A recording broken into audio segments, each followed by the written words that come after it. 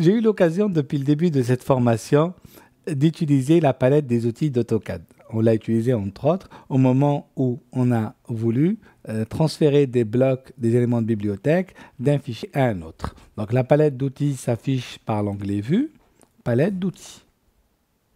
On avait eu aussi palette d'outils ici par accès rapide.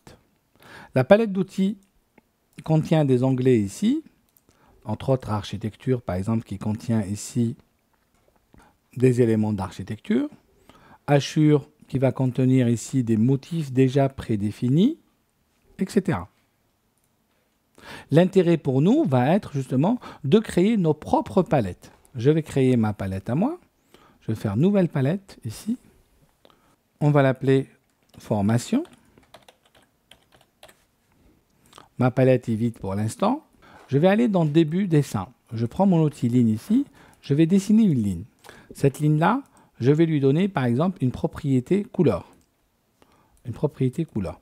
Je vais dire, voilà, par défaut, cette ligne-là, elle est jaune. Je peux lui donner aussi une propriété type de ligne. Je vais dérouler, autre, charger. On va prendre une ligne discontinue. On va prendre une ligne isolation, qui est du SS. Je fais OK, je sélectionne ma ligne et je lui applique isolation. Voilà. Là, je reprends mes lignes. Quand je dessine, je dessine normalement. Je voudrais créer cette ligne-là dans ma palette d'outils pour qu'au moment où j'ai besoin de faire de l'isolation, j'y vais directement et j'applique cette ligne. C'est simple, je prends ma ligne, je la glisse à l'intérieur de ma palette. Elle arrive ici, c'est ma ligne. Je vais me mettre dessus, je vais la renommer. Je vais l'appeler isolation.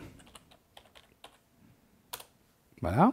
Donc, quand je dessine une ligne à partir d'ici, ça sera une ligne normale, appartenant à mes styles standards.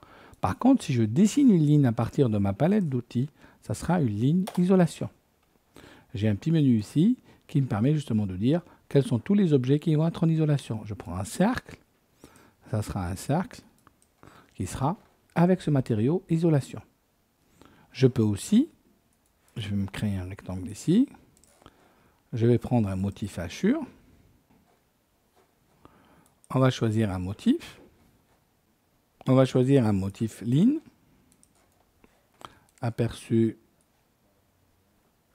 on va la mettre avec un angle de 45, un écartement de 1.2. Je fais OK. Voilà mon hachure qui a été paramétré. J'ai paramétré le motif, j'ai paramétré l'espacement, l'angle.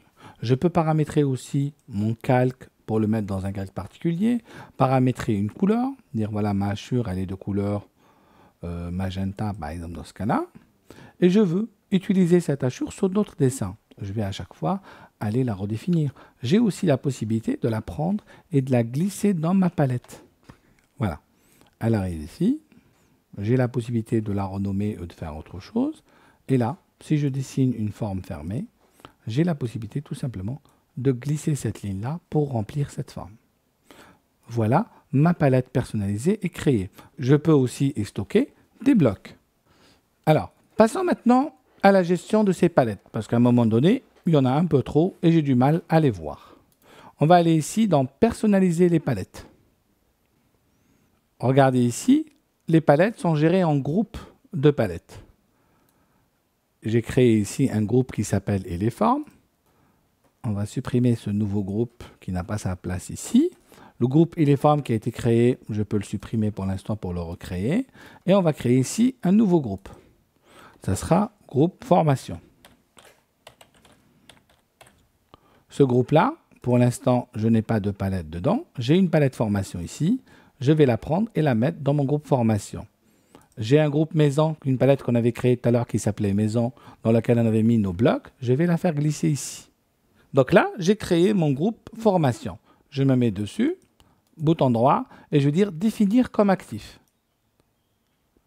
Et je ferme, et on voit bien ici, j'ai ma palette formation et ma palette maison qu'on avait créée tout à l'heure qui contient des blocs. Ce sont mes palettes à moi. À tout moment, j'ai la possibilité de revenir à l'ensemble des autres palettes en affichant toutes les palettes ou en basculant sur les autres groupes ici. Voilà, groupe formation, il est quelque part par là, il est activé et je peux travailler. N'hésitez pas à utiliser la palette des outils pour personnaliser vos outils et avoir les outils que vous utilisez régulièrement, ce qui va réduire un peu la complexité de l'interface utilisateur d'AutoCAD.